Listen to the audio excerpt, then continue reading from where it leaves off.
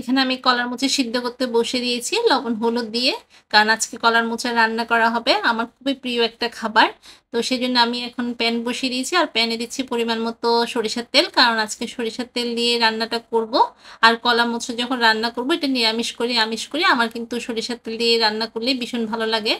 তো যারা এখনো সরিষার তেল দিয়ে রান্না করেননি তারা কিন্তু সরিষার তেল দিয়ে একবার রান্না করে দেখতে পারেন, অনেক টেস্ট হয়।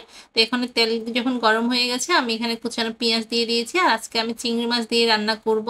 তো এখানে কিছু চিংড়ি মাছও দিয়েছি, যেহেতু ছোট চিংড়ি একটু কম ছিল তো আমার কিছু বড় চিংড়ি ছিল ওগুলো আমি 2 টুকরো করে কেটে দিয়ে দিয়েছি।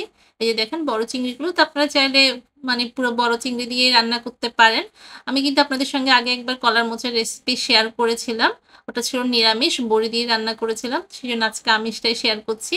তো এখন পেঁয়াজ আর চিংড়ি মাছ একটু ভেজে এখানে আমি কুচি করা আলু দিয়ে দিচ্ছি। আলুগুলো চাইলে আপনারা কুচি কুচি করেও দিতে পারেন অথবা ছোট ছোট টুকরো করেও দিতে পারেন।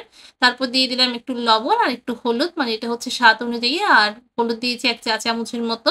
তো এখন একটু ভেজে নিব, মানে আলুগুলো একটু ভাজা ভাজা হয়ে যায় ওরকমভাবে ভেজে নিতে হবে। তো একটু মানে 2-3 মিনিটের মতো ভাজলেই হবে। তো এখন ভাজা হয়ে গেছে আমার। তো এখন এখানে আমি মরিচের গুঁড়াটা দিব। মরিচের গুঁড়া একটু বেশিই দিচ্ছি। 2 চা চামচের মতো মরিচের গুঁড়া দিচ্ছি। কারণ এটা একটু ঝাল রান্না করব, যেহেতু চিংড়ি মাছ দিয়ে রান্না করছি। তারপর দিয়ে দিলাম 1 টেবিল চামচের মতো আদা বাটা। এগুলো আসলে সব নিজের স্বাদ অনুযায়ী দিবেন। তারপর দিচ্ছি জিরার গুঁড়া। চাইলে ধনিয়ার গুঁড়া ইউজ করতে পারেন। তো আমার ধনিয়ার গুঁড়া দিইনি, জিরার গুঁড়াটাই দিয়েছি, মানে ভাজা জিরার গুঁড়াটাই দিয়েছি। এখন সামান্য পানি দিয়ে এটা কষাবো।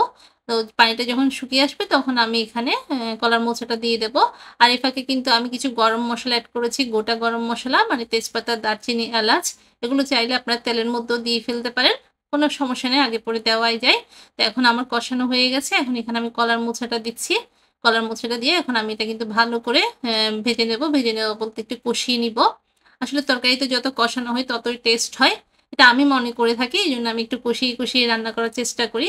আর এখানে কিন্তু এখন কোনো পানি দিব না, ভালো করে কষানো হয়ে গেলে পানিটা আমি দিব। তো আমার মতো কার কলার পছন্দ বলেন তো? আমার এক ভাবি আমাকে বলেছিল কলার মোচা দিয়ে চিংড়ি মাছের রেসিপি শেয়ার করতে। তো আজকে ভাবির উদ্দেশ্যেই শেয়ার করছি। যদিও ভাবি আমার থেকে রেসিপিটা আগে জেনে নিয়েছিল। ভাবি অলরেডি রান্না করেও ফেলেছে। তো আমি সেজন্য ভাবির উদ্দেশ্যে আবারও রান্না করছি এটা। তো আমি কিন্তু এটা অল্প পানি দিয়ে, মানে একটু কষানোর পর পানি দিয়ে একটু মানে সিদ্ধ হওয়ার জন্য ঢাকনা দিয়ে রেখেছিলাম। 2 মিনিট পর আমি আবার ঢাকনাটা তুলেছি। তো মোটামুটি পানিটা শুকিয়ে আসলে কিন্তু রান্নাটা হয়ে যাবে। আর আমার রান্না কিন্তু মোটামুটি কমপ্লিট হয়ে আসছে। এখন এখানে কিছু কাঁচামরিচ দিয়ে দিচ্ছি আর গরম মসলা গুঁড়ো দিচ্ছি। চাইলে ধনেপাতাটাও দিতে পারেন। তো আজকে আমি গরম মসলা গুঁড়োটাই দিচ্ছি, ধনেপাতা বাসায় ছিল না, সেজন্য দেওয়া হয়নি। তো এখন রান্না কিন্তু একদম শেষের পর্যায়ে। জাস্ট আরেকটু ঢাকনা দিয়ে রেখে দেবো, একটু ভেজা ভেজা লাগছে, পানিটা শুকিয়ে আসলে কিন্তু রান্না শেষ হয়ে যাবে। তো এই ধরনের তরকারি দিয়ে কিন্তু নিমেষেই 1 প্লেট ভাত খাওয়া যায়। আমার মনে হয় মাঝে মাঝে মাছ মাংসের ফাঁকে ফাঁকে এই ধরনের তরকারিগুলি ভীষণ ভালো লাগে। আর আমার বাসায় কিন্তু মানে এই কলার মোচার তরকারিটা আমার ছেলে মেয়ে ওদের বাবা সবাই পছন্দ করে। তো রান্নার শেষে অবশ্যই কিন্তু এরকম কাঁচা সরিষার তেল অল্প দিবেন। কাঁচা সরিষার তেল দিলে কিন্তু এটার ফ্লেভারটা অনেক বেশি ভালো আসে আর এটার স্বাদও কিন্তু দ্বিগুণ বেড়ে যায়। তো যারা এখনো সরিষার তেল দিয়ে রান্না করেননি অবশ্যই সরিষার তেল দিয়ে রান্না করে দেখবেন। এটা কিন্তু আলাদা একটা টেস্ট হয়। তো ফাইনালি দেখেন আমার কলার মোচা কিন্তু একদম রেডি। আর আজকে ডেকোরেশনটা করেছে আমার মেয়ে। ও বলছে ও সাজিয়ে দেবে। তো দেখেই নিশ্চয়ই বুঝতে পারছেন এটা কতটা টেস্টি হতে পারে। আজকের মতো এখানে বিদায় নিচ্ছি। সবাই ভালো থাকবেন। টাটা!